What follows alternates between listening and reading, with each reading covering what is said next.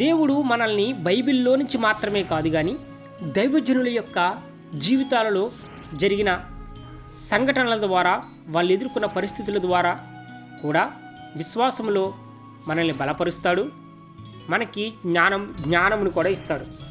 అవునండి, 1706లో డెనిస్ చక్రవర్తి చేత బర్తలోమయి జిగెన్బాగ్ అనే మిషనరీ తమిళనాడు ప్రాంతానికి పంపించబడతాడు.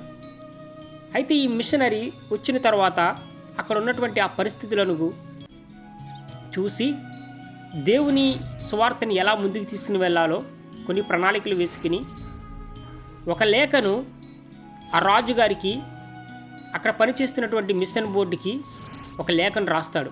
ఆ లేఖలో ఏం చెప్తాడంటే, నేను ఈ ప్రాంతానికి వచ్చాను, అనేక మంది మూఢనమ్మకాల్లోనూ క్రీస్తుని తెలియకుండా నశించిపోతూ ఉన్నారు.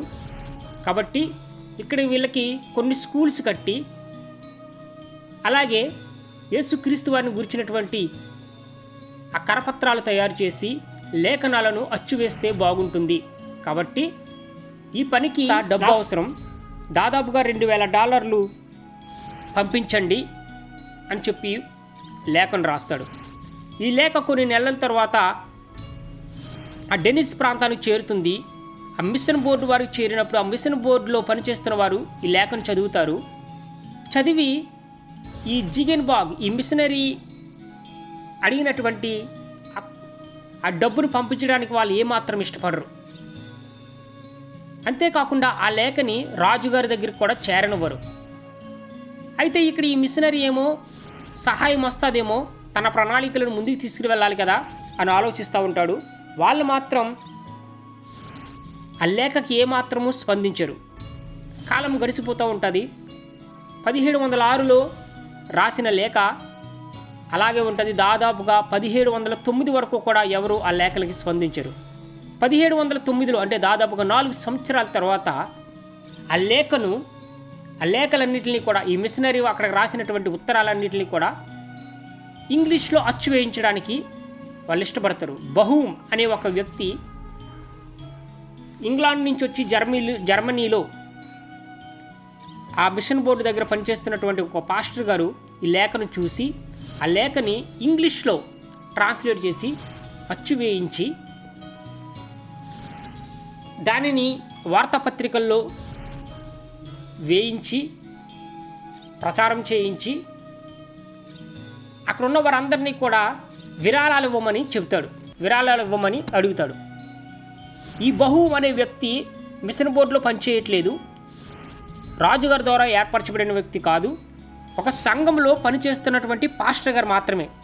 అయితే ఈ పాస్టర్ గారు ఈ లేఖను చూసినప్పుడు ఎంతో ప్రేరేపించబడి, దేవుని ద్వారా ప్రేరేపించబడి, ఖచ్చితంగా మనం వాళ్ళకి సహాయం చేయాలి, ఖచ్చితంగా వాళ్ళకి మనం విరాళాలు పంపించాలి, డబ్బు పంపించాలి, అక్కడ ఉన్న ఆత్మలను రక్షణలోకి నడిపించాలి, ఆ ప్రజల్ని బాగు చేయాలి అని చెప్పి ఆ ప్రేరేపణతోటి అక్కడ ఉన్నటువంటి ఆ ప్రజలందరి దగ్గర కూడా దాదాపుగా చాలామంది ప్రజల దగ్గర విరాళాలు అడుగుతూ డబ్బును పోగు చేసి ఈ మిషనరీలకి పంపించడం జరుగుతుంది. ఆ డబ్బు ద్వారా వీళ్ళు ఇక్కడ ఇప్పటికీ ఉంది ఒక సంఘం తమిళనాడులో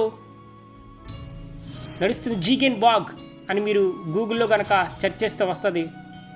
ట్రంక్ బోర్డ్ అనే ఆ ప్రాంతంగా పిలుస్తారు దాన్ని. అక్కడ కట్టే ఉంది ఆ సంఘం. ఇటువంటి ఆలయాలను నిర్మిస్తాడు, ఇంకా స్కూళ్ళని నడిపిస్తాడు, అనేకమైన గొప్ప పనులను ఈ జిగెన్బాగ్ చేస్తాడు. ఇక నేనేం చెప్పాలనుకుంటున్నానంటే, 1706లో రాసిన ఉత్తరానికి 1709లో రెస్పాన్స్ వస్తుంది.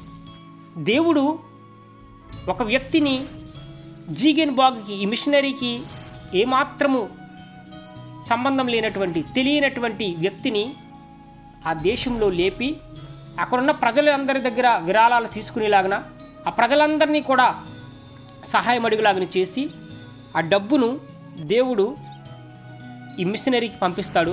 మిషనరీ యొక్క ప్రణాళికను ముందుకు తీసుకుని వెళ్ళి ఈ మిషనరీ యొక్క సేవని ముందుకు తీసుకెళ్ళి తన చిత్తాన్ని పూర్తి చేస్తాడు.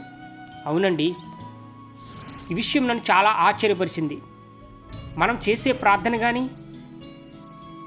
మనం వేసుకున్న ప్రణాళికలు కానీ, మనం దేవుని యందు ఉంచినటువంటి విశ్వాసము కానీ, మనం చేస్తున్నటువంటి ప్రయత్నం కానీ, ప్రయాస కానీ ఈరోజు రెస్పాన్స్గా కనపడకపోవచ్చేమో, ఫలించినట్లుగా పని చేస్తున్నట్లుగా మనకి ఈరోజు కనిపించకపోవచ్చేమో. కానీ ఒక రోజంటూ ఖచ్చితంగా దేవుడు ఆ పనిని జరిగిస్తాడు.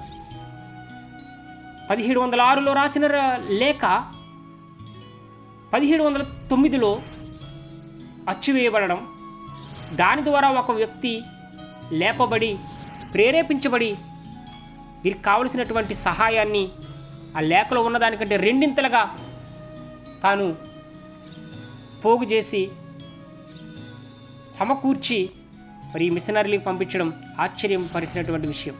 ఓపికతోనూ సహనముతోనూ దేవుని యందు విశ్వాసముతోనూ మనం కనిపెడుతూ ముందుకు సాగిపోతున్నప్పుడు దేవుడు ఎప్పుడు ఎవరిని లేపుతాడో మనకు తెలియదు, ఎక్కడ ఎవరిని లేపుతాడో కూడా తెలియదు, ఎవరి హృదయాలను దేవుడు ప్రేరేపిస్తాడో మనకు తెలియదు.